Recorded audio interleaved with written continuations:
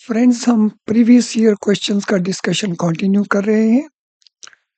तो once again there is a case study जिसके साथ हम शुरू करेंगे।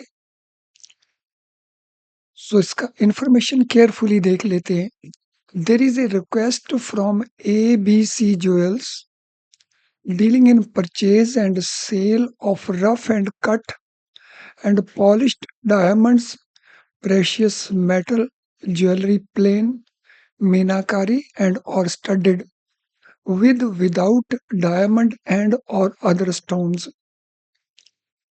So to open an account under diamond dollar account scheme with your bank, in order to permit this account, answer the question numbers 60 to 63. First of all, carefully इस information को understand करना है। सो ABC jewels है, उनका request आता है diamond dollar account scheme में account open करना। और वो किस में डील कर रहे हैं? परचेज, सेल, रफ और कट और polished diamonds, precious metal, jewellery, plain, meenakari, studded with without diamond और other stones.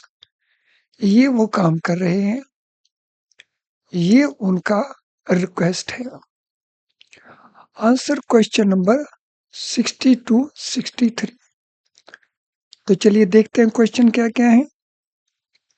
What is minimum period of a track record in import export of diamonds, colored gemstones or diamond and colored gemstones studded with jewelry, plain gold jewelry to be eligible? Diamond dollar account open करने के लिए minimum period track record का कितना होना चाहिए? Track record किस में? Import export में। किसका इंपोर्ट एक्सपोर्ट? डायमंड का, कलर्ड जेमस्टोन्स का, इन चीजों का। तो मिनिमम पीरियड कितना होना चाहिए ट्रैक रिकॉर्ड का अगर ये अकाउंट हमने परमिट करना है? So this period is at least 3 years। कम से कम 3 साल का पीरियड होना चाहिए, उनका ट्रैक रिकॉर्ड हो, उनका एक्सपीरियंस हो इसके अंदर। Question 61. To be eligible, what must be the average annual turnover and for what period? Diamond dollar account open करने के लिए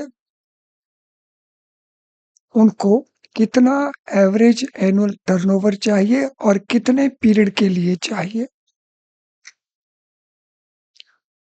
So this annual turnover is 3 crores and above और ये पिछले 3 लाइसेंसिंग ईयर्स में होना चाहिए। What is maximum number of accounts which can be allowed? कितने डायमंड डॉलर अकाउंट्स ओपन किए जा सकते हैं? तो maximum number of such accounts can be 5। 5 ऐसे ज्यादा से ज्यादा अकाउंट ओपन किए जा सकते हैं। In which currency this account can be maintained? Diamond dollar account किस करेंसी में मेंटेन हो सकता है? So this account can be maintained only in US dollars. केवल US डॉलर्स में ये अकाउंट परमिटेड है, not in any other foreign currency. चलिए क्वेश्चन नंबर 64 के ऊपर चलते हैं। What is formula and regulatory requirement for net stable funding ratio and how much it should be? तो यहाँ पे हमारे पास 2 चीजें हमने बतानी है। एक तो बताना है फार्मूला फॉर कैलकुलेशन, दूसरा रेगुलेटरी रिक्वायरमेंट बतानी है हमने कि वो कितनी होनी चाहिए। किसकी? NSFR की, नेट स्टेबल फंडिंग रेशियो। एक रहती है लिक्विडिटी कवरेज रेशियो LCR और दूसरी है NSFR।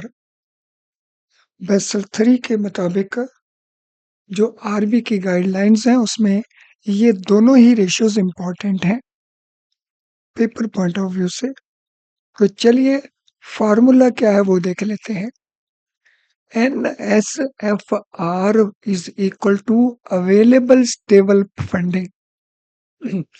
स्टेबल फंडेड या स्टेबल फंडिंग जितनी चाहिए वो हम न्यूमरेटर में रखेंगे और जो रिक्वायर्ड स्टेबल फंडिंग है उसको हम डिनोमिनेटर रखेंगे और ये रेशो मोर देन 100 होनी चाहिए। सो दिस मीन्स अगर रिक्वायर्ड स्टेबल फंड्स 100 हैं तो अवेलेबल स्टेबल फंड्स कितने होने चाहिए? कम से कम 100 होने चाहिए। तो उस केस में ये 100% का रेशो बन जाएगा। अगर ये 120 है और ये 100 ही है तो ये रेशो 120 का बन जाएगा।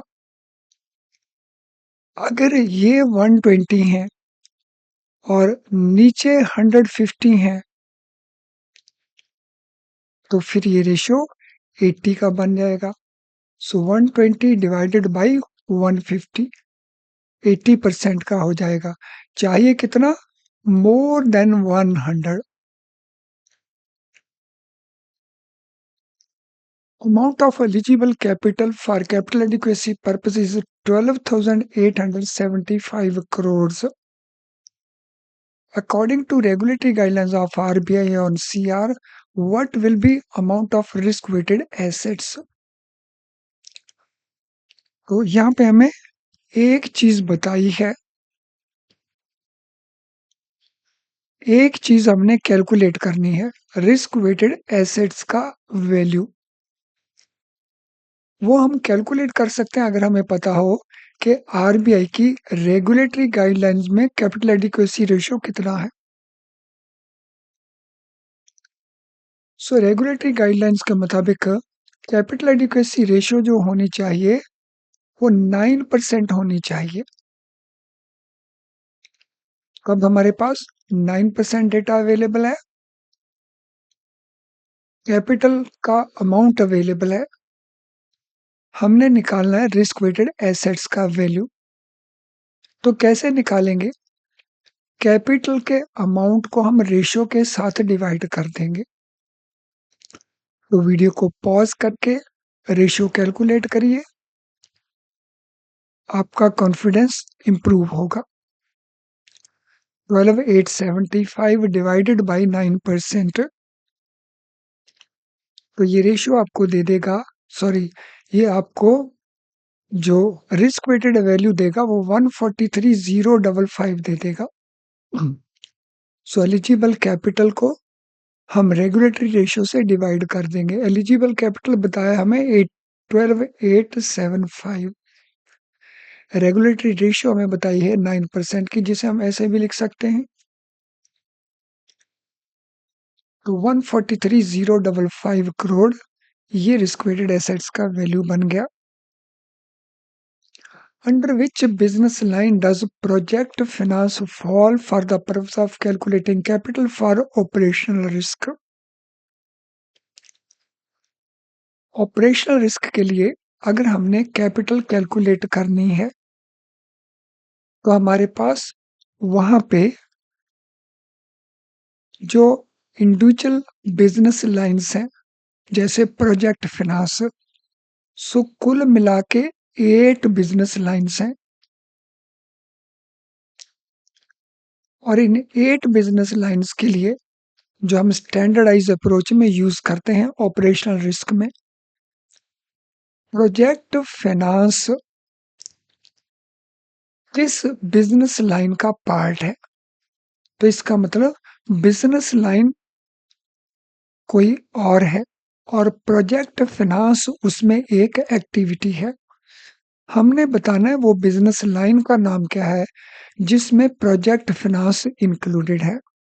So that business line is commercial banking तो कुल मिला के 8 बिज़नेस लाइन है, जैसे उनमें से एक है कमर्शियल बैंकिंग, या हम यूँ कहें एक है retail banking. Question number 67. What period is allowed to negotiating bank for document verification in a letter of credit? Letter of credit के अंदर जब डॉक्यूमेंट्स आते हैं नेगोशिएटेड बैंक के पास या नॉमिनेटेड बैंक के पास उनके अगेंस्ट पेमेंट करने के लिए, तो इसको कितना पीरियड मिलता है डॉक्यूमेंट को चेक करने के लिए, वेरीफाई करने के लिए? 5 बिजनेस डेज मिलते हैं, 5 कैलेंडर डेज मिलते हैं, 5 बैंकिंग डेज मिलते हैं, 5 वर्किंग डेज मिलते हैं। यहाँ पे हम अपनी मर्जी से कुछ नहीं कर सकते। यहाँ पे हमें देखना पड़ेगा कि यूसीपी में कौन से डेज का प्रोविजन है।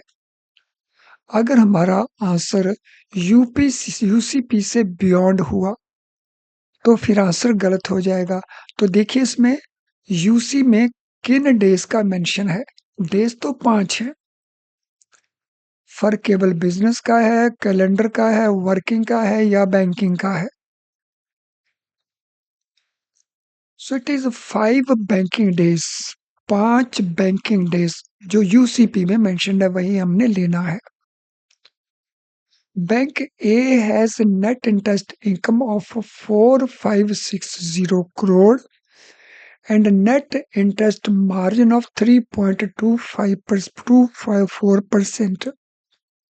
Bank B NII 3145 and NIM 378. In terms of profitability efficiency, which bank will be considered performing better? दो बैंक हमारे पास हैं, बैंक ए है और बैंक बी है।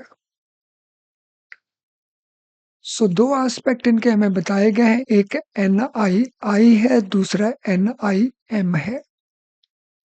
बैंक ए के केस में NII 4560 और बैंक बी के केस में 3145 है। NIM बैंक ए का 3.24% है और बैंक का 378% है। अगर हमने प्रॉफिटेबिलिटी एफिशिएंसी देखना हो तो इनमें से हमें कौन सा बैंक लगता है कि वो बेटर परफॉर्म कर रहा है? फ्रेंड, जब भी हमने प्रॉफिटेबिलिटी एफिशिएंसी को देखना है तो हम NIM को कंसिडर करेंगे और NIM किसका बड़ा है? बैंक बी का। So this mean bank B is performing better in terms of profitability efficiency। लेकिन अगर केवल नेट इंटरेस्ट बेसिस के ऊपर बात करनी हो तो उस केस में बैंक ए का परफॉर्मेंस हमें बेटर नजर आता है।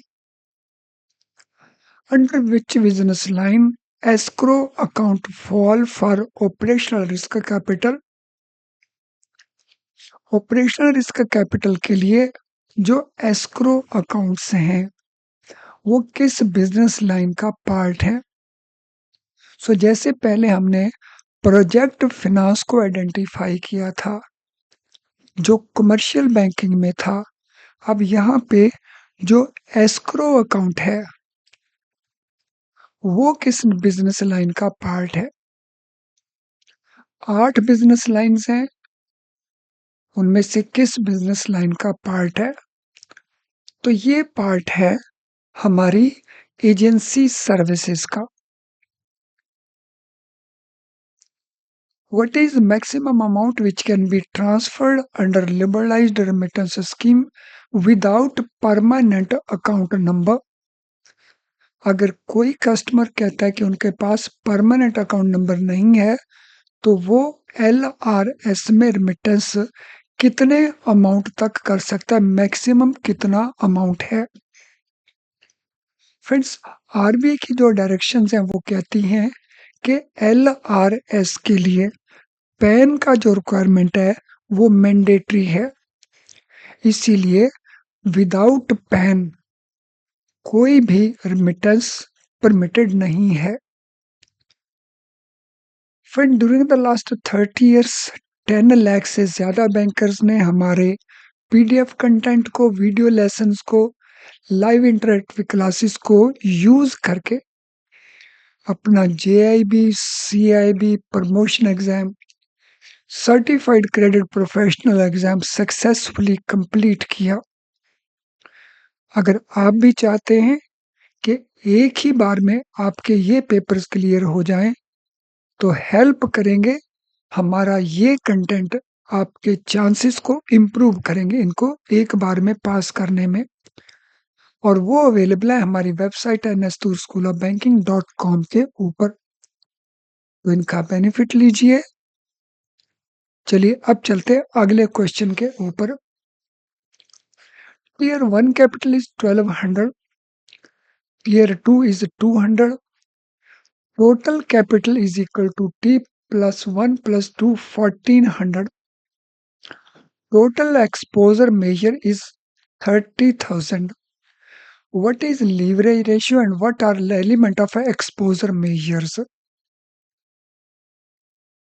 हमने कैलकुलेट क्या करना है, लीवरेज रेशियो कैलकुलेट करना है, और साथ में कैलकुलेट करने के जो एलिमेंट्स हैं, वेरिएबल्स हैं, वो कौन कौन से हैं वो भी बताने हैं। गिवन इन्फॉर्मेशन हमारे पास है tier 1 capital, tier 2 capital and total of tier 1 and tier 2 capital. So 12 and 200 1400. Total exposure हमें बताया है 30,000 का। कैलकुलेट कर दीजिए लीवरेज रेशियो। तो पहले तो हमें फार्मूला पता होना चाहिए लीवरेज रेशियो का। सो लीवरेज रेशियो है tier 1 capital divided by total exposure measure. तो टीयर 1 कैपिटल हमारे पास 1200 है, एक्सपोजर मेजर हमारे पास 30,000 है, सो रेशियो आ गया हमारा 4%। अब हमने बताना है एक्सपोजर मेजर में एलिमेंट्स क्या क्या हों। तो जब हम एक्सपोजर की वैल्यू कैलकुलेट करेंगे तो उसमें क्या क्या आ जाएंगे, जितनी भी हमारी ऑन बैलेंस शीट आइटम्स हैं, जितनी भी हमारी ऑफ बैलेंस शीट आइटम्स हैं, जितने भी हमारे डेरिवेटिव्स हैं, और जितने भी हमारे SFTs हैं, वो सारे के सारे इसमें इंक्लूड हो जाएंगे। वो इस नेट प्रेजेंट वैल्यू कैलकुलेटेड, अगर फ्यूचर वैल्यू से हमने नेट प्रेजेंट वैल्यू कैलकुलेट करना हो तो उसका फार्मूला क्या है। फॉर एग्जांपल हमें अगर बता दिया हो कि 5 साल के बाद एक FDR at 6% interest rate amount बन जाएगा 156,243,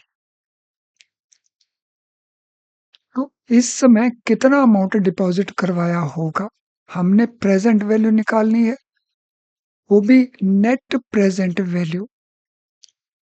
सो नेट प्रेजेंट वैल्यू निकालने के लिए हम इस फार्मूले को यूज करेंगे। सो ये प्रेजेंट वैल्यू निकालने का फार्मूला है। सो यहाँ पे हम नेट प्रेजेंट वैल्यू ना कहें, because net present value concept different है। सो प्रेजेंट वैल्यू कैसे कैलकुलेट करेंगे, तो ये फार्मूला यूज कर लेंगे और प्रेजेंट वैल्यू को कैलकुलेट कर लेंगे। इन market risk management, volatility is represented by which of the following statistical parameter? जब हम मार्केट रिस्क में वॉलेटिलिटी को कैलकुलेट करते हैं, क्योंकि वॉलेटिलिटी के थ्रू हम वैल्यू एट रिस्क कैलकुलेट करते हैं, सो वॉलेटिलिटी इनमें से किसके द्वारा रिप्रेजेंट होते हैं, ये सारे के सारे स्टैटिस्टिकल टूल्स हैं। Mean, standard deviation, variance, mode, median etcetera सारे के सारे। तो इनमें से वॉलेटिलिटी किसके द्वारा रिप्रेजेंट होती है? मीन के द्वारा, स्टैंडर्ड डेविएशन के द्वारा या वेरिएंस के द्वारा? So it is represented by standard deviation. Volatility refers to standard deviation, which is a square root of a variance.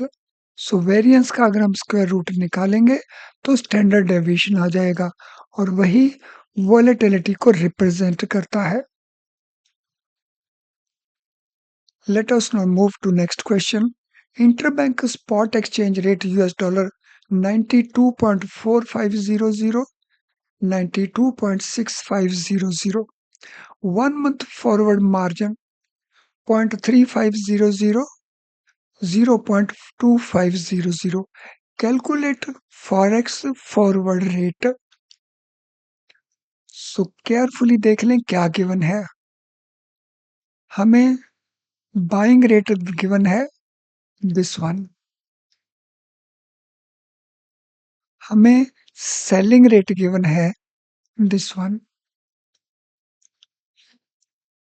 Forward margin हमें गिवन है, ये बाइंग का फॉरवर्ड मार्जिन है, ये सेलिंग का फॉरवर्ड मार्जिन है। हमने foreign exchange forward rate calculate करने हैं।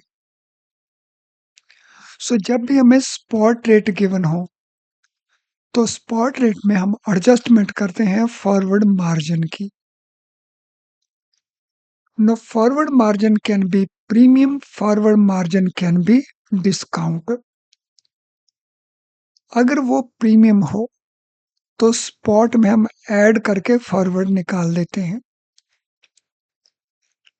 So spot plus premium is equal to forward rate. दूसरी तरफ अगर डिस्काउंट हो तो उसको हम माइनस करते हैं। Forward minus discount is equal to spot minus discount is equal to forward. अब डिसाइड करने वाली बात फॉरवर्ड मार्जिन से पता चलेगी कि यहाँ पे प्रीमियम है या डिस्काउंट है। तो यहाँ पे डिस्काउंट है, तो डिस्काउंट हमें कैसे पता चलेगा? इन दो फिगर्स को कंपेयर करिए। ये फिगर्स डिक्लाइनिंग है या इंक्रीजिंग है? अगर ये इंक्रीजिंग हो, ये कम हो, ये ज्यादा, तो वो प्रीमियम होगा। अगर ये ज्यादा है और ये कम है तो वो डिस्काउंट होगा। अब फंडा आपको क्लियर है तो निकाल दीजिए फॉरवर्ड रेट को। वीडियो को पॉज कर लीजिए, फॉरवर्ड रेट को निकाल दीजिए, आपका कॉन्फिडेंस इंप्रूव होगा। क्योंकि जब आप खुद करेंगे तो आपका कॉन्फिडेंस इंप्रूव होगा। तो कर दीजिए कैलकुलेशन।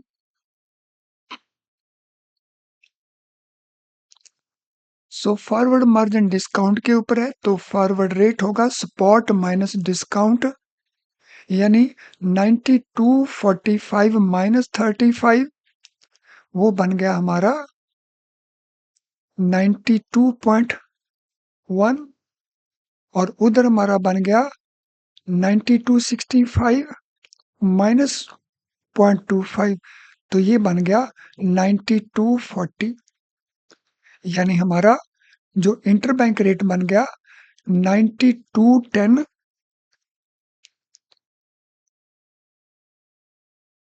एंड 92.40। तो यहाँ पे ये जो बैक स्लैश है ये नहीं होना चाहिए था, यहाँ पे केवल फुल स्टॉप काफी था।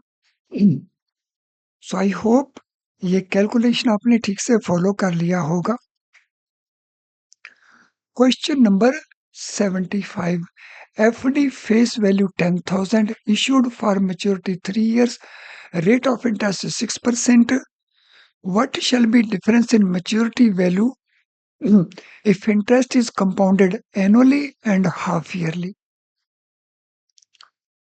सो यहाँ पे हमने फ्यूचर वैल्यू कैलकुलेट करनी है। फ्यूचर वैल्यू जब भी हम कैलकुलेट करते हैं तो हम कंपाउंडिंग को यूज करते हैं।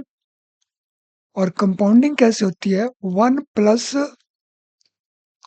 रेट ऑफ इंटरेस्ट, इसको हम रेज टू पावर n कर लेते हैं और यहाँ पे हम प्रिंसिपल अमाउंट को लिख लेते हैं। सो इस केस के अंदर प्रिंसिपल अमाउंट है 10,000, रेट ऑफ इंटरेस्ट है 6%। अगर हम रेट ऑफ इंटरेस्ट को डेसिमल में दिखाएंगे तो वो बन जाएगा 0.06%। तो 1 प्लस रेट ऑफ इंटरेस्ट बन गया 1.06।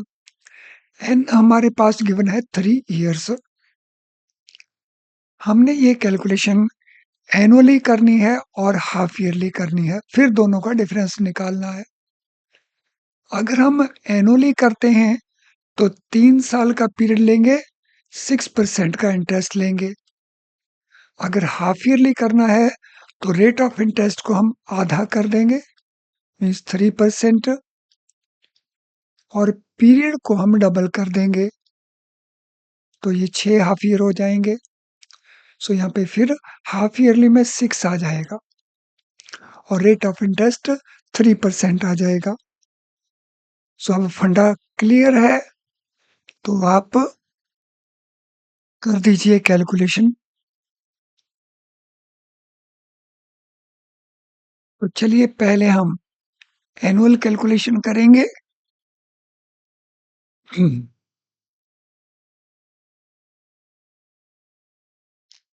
सो एनुअल कूपन हम ले रहे हैं अगर, तो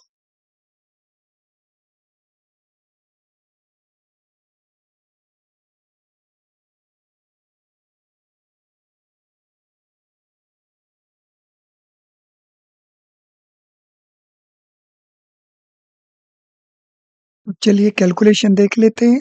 तो ये हमारा फार्मूला है फ्यूचर वैल्यू निकालने के लिए। So C means this amount 1 plus R raise to power N चाहिए यहाँ फार्मूले के अंदर।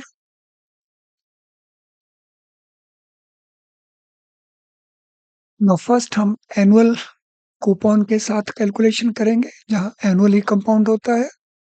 सो 10,000 इंटू 1.06, तो 6% इंटरेस्ट रेट है, रेज टू पावर 3। तो जब हम इसको सॉल्व करेंगे तो this will be the factor, factor को इसके साथ मल्टीप्लाई करेंगे, so this is the maturity value. जब हम हाफ ईयरली कूपन लेंगे, कंपाउंडिंग हाफ ईयरली करेंगे, तो rate of interest will be 0.3। तो यहाँ पे हमने 1.03, लेकिन ये पीरियड डबल हो जाएगा तो 6 हाफ ईयर्स। तो इसका जो फैक्टर बनेगा वो बन जाएगा दिस वन। अब इसका वैल्यू कैलकुलेट कर लेते हैं। अब दोनों वैल्यूज को कंपेयर कर लेंगे and that will be the difference amount. So difference will be 30 rupees 44 पैसा। सो एनुअल कंपाउंडिंग जब हम इस अमाउंट की करेंगे तो difference will be 30.44 between annual and half yearly. Question 76. While calculating CET1, Capital Bank included an outstanding value of revaluation reserves of 1200 crore. If total amount of CET1 capital is 15,700 crore, how much is the value of the components other than revaluation reserve? जब हम CET1 capital calculate करते हैं उस समय हमने outstanding value revaluation reserve का लिया 1200 करोड़ का। If total amount of CET1 capital is 15,700 crore, how much is the value of components other than revaluation reserve? Revaluation reserve को छोड़ के 15,700 का बीच में बाकी कितना अमाउंट है? बिकॉज जो CET1 कैपिटल होता है, रिवैल्यूएशन रिजर्व उसके अंदर एक कंपोनेंट होता है। तो टोटल CET1 हमें गिवन है 15,700 और रिवैल्यूएशन रिजर्व हमें गिवन है 1,200 करोड़ का। इसके बेसिस के ऊपर हमने कैलकुलेट करना है बाकी अमाउंट कितना है। अगर हमें रीवैल्यूएशन रिजर्व का अमाउंट 1200 करोड़ गिवन है डेटा के अंदर, तो हम उसकी पूरी वैल्यू नहीं ले सकते हैं। हम उसकी वैल्यू 15,700 के अंदर डिस्काउंट करके लेंगे। सो 12,000 का अगर हम 55% डिस्काउंट लेते हैं तो 45% वैल्यू लेंगे, तो मीन्स 540 हमारा इंक्लूड होगा इस डेटा के अंदर, 1200 इंक्लूड नहीं होगा। सो अगर हम 15,700 में से 540 को माइनस कर देते हैं तो हमारी अदर आइटम्स की वैल्यू निकल आएगी। So value of other components will be 15,160। तो यहाँ पे केयरफुली देखना है आपने कि जो आउटस्टैंडिंग वैल्यू थी रिवॉल्यूशन रिजर्व की वो 1200 करोड़ थी। डिस्काउंटेड वैल्यू यहाँ पे नहीं दी गई है, हमें उसकी आउटस्टैंडिंग वैल्यू दी गई है। आउटस्टैंडिंग वैल्यू के ऊपर हमने 55% डिस्काउंट चार्ज करना है, तो फिर उसके हिसाब से हमने इसका कैलकुलेशन करना है। Question 77, if dollar future put option is sold at a strike price of 85, maturity price is 87, is there a profit or loss and to whom? Dollar का पुट ऑप्शन है। सो पुट ऑप्शन होता है cell करने का option. तो strike price 85 थी, उसके ऊपर उसको बेचा गया। मैच्योरिटी प्राइस 87 था। इज देयर ए प्रॉफिट और लॉस, और ये प्रॉफिट लॉस किसको होगा। तो buyer will not exercise the option. अगर मैच्योरिटी के ऊपर प्राइस 87 है, यानी स्पॉट रेट जिस दिन मैच्योरिटी है उस दिन अगर 87 है और पुट ऑप्शन के हिसाब से 85 है सेल करने का रेट, तो नेचुरली जो बायर है इसको बेचेगा नहीं, क्योंकि अगर वो बेचता है तो उसको 85 में बेचना पड़ेगा, जबकि मार्केट में रेट 87 है। इसीलिए जो बायर है ऑप्शन का वो इसको बेचेगा नहीं। तो buyer will not use the option because strike price is 85, it is lower than the maturity spot price of 87। इसीलिए जो गेन है ऑप्शन सेलर को होगा, और ऑप्शन सेलर को भी जो गेन होगा किस अमाउंट का होगा, जो उसने प्रीमियम रिसीव किया है फ्रॉम द बायर। सो उसका जो गेन है that is equal to premium paid by the buyer. तो जब बायर ने ये ऑप्शन 85 के स्ट्राइक रेट के ऊपर बाय किया होगा तो उसके ऊपर उसने प्रीमियम पे किया होगा, 1 रुपया या 2 रुपये या वट एवर इट इज। तो जितना प्रीमियम उसने पे किया है वो बायर का लॉस है ऑन द ट्रांजैक्शन, और सेलर का गेन है on the transaction. Question 78, which Incoterm is typically used for allowing pre-shipment finance to exporter? जब भी एक्सपोर्टर को प्री शिपमेंट लोन दिया जाता है तो उस समय किस इंटरनेशनल कमर्शियल टर्म को यूज किया जाता है। फ्रेंड, जब भी प्री शिपमेंट लोन दिया जाएगा तो फ्री ऑन बोर्ड वैल्यू के लिए प्री शिपमेंट लोन दिया जाएगा। फ्री ऑन बोर्ड वैल्यू के अंदर रॉ मटेरियल की कॉस्ट होती है, उसको प्रोसेस करने की कॉस्ट होती है, फिनिश गुड्स बन गई तो फिर उसको ट्रांसपोर्ट करने की कॉस्ट होती है, कहाँ तक, पोर्ट तक, और फिर उसको on the ship free on board on the ship load करने की कॉस्ट होती है। तो ये सारी cost free on board cost में आ जाती है। और अगर FOB इनको टर्म यूज की गई है विद द प्राइस, तो सेलर की ये रिस्पॉन्सिबिलिटी होगी और उसके हिसाब से हम उसको प्री शिपमेंट लोन देंगे। Question 79, what is yield to maturity thumb rule formula. YTM का लंबा चौड़ा फार्मूला है, वही IRR का फार्मूला है, लेकिन हमने डिटेल्ड फार्मूला नहीं बताना, शॉर्टकट फार्मूला बताना है। सो शॉर्टकट फार्मूले में हम सी ले लेंगे जो कि हमारा कैश फ्लो है, फ्यूचर वैल्यू ले लेंगे माइनस प्रेजेंट वैल्यू ले लेंगे, डिवाइड एन नंबर ऑफ से कर देंगे और फिर ओवरऑल जो अमाउंट आएगा उसको डिवाइड कर देंगे हम फ्यूचर वैल्यू प्लस पी, उसका एवरेज बना करके। तो this is the formula which we shall use while calculating YTM। तो ये उसका थंब रूल फार्मूला है। तो यहाँ पे ये जो पार्ट है ये न्यूमरेटर बन जाएगा और इसके नीचे n जो है डिनोमिनेटर बन जाएगा। तो ये n यहाँ पे आ जाता है। ऐसे ही इसके नीचे ये 2 आ जाएगा। तो एक हमारे पास ये फैक्टर आ गया, एक हमारे पास ये फैक्टर आ जाएगा। फिर इसको हम इसके साथ डिवाइड कर देंगे। सो सी इसमें कूपन अमाउंट होगा, एफ इसमें फेस वैल्यू होगा, पार वैल्यू। मैंने फ्यूचर वैल्यू बोला था वो गलत बोला था, फेस वैल्यू होगा, पी इसकी करंट वैल्यू होगी और एन इसका number of years to maturity होगा। Question number 80, what is general risk coverage percentage provided by ECGC for packing credit. Pre-shipment loans के लिए ईसीजीसी गारंटी कवर प्रोवाइड करता है। ज्यादातर जो पॉपुलर परसेंटेज है वो है 66.67% का। Bank Z is holding an account in foreign currency with Bank X abroad.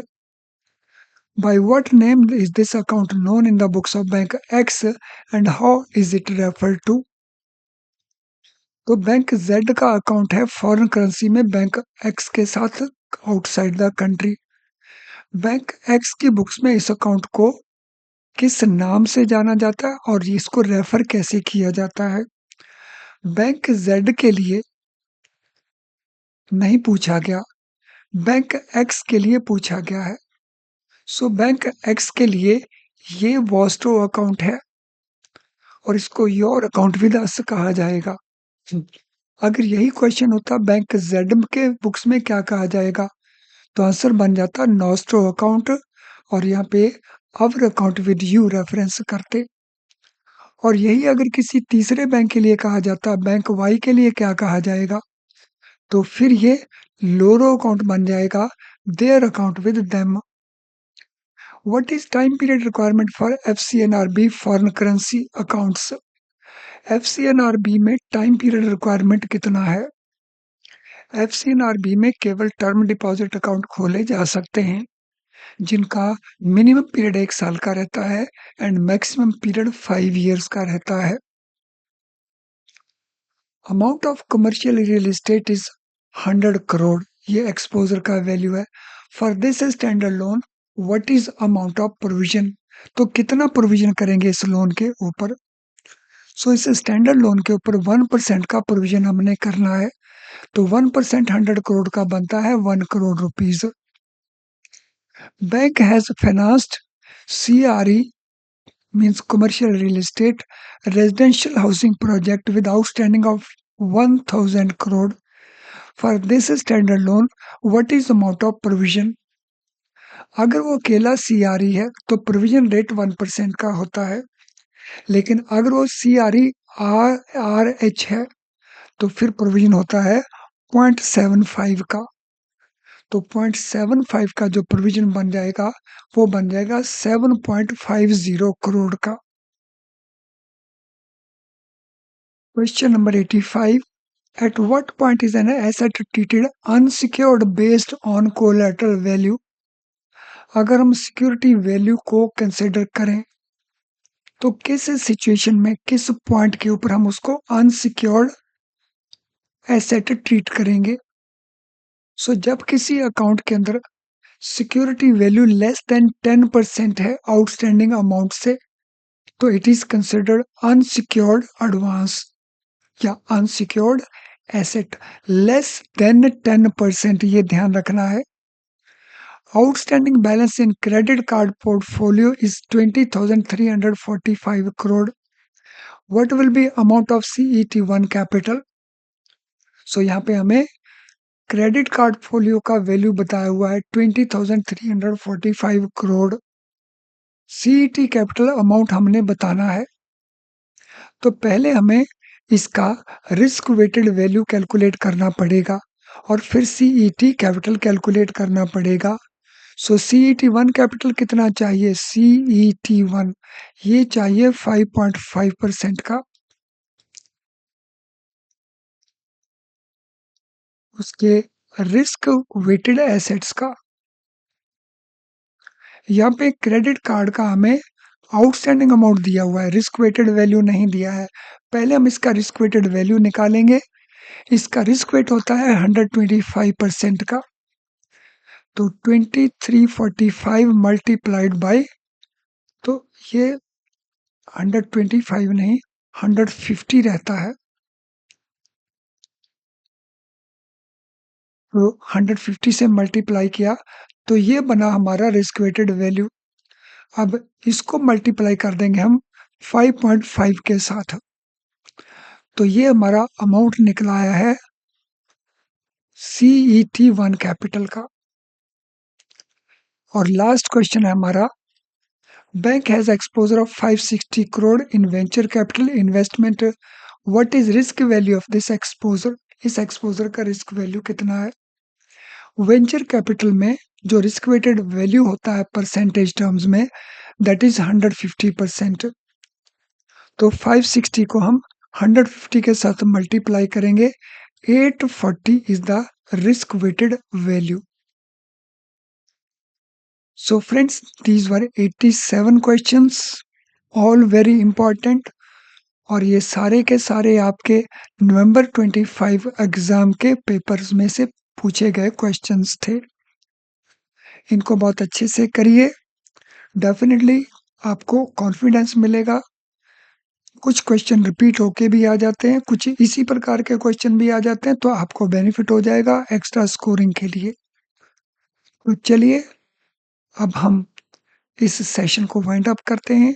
Thank you friends.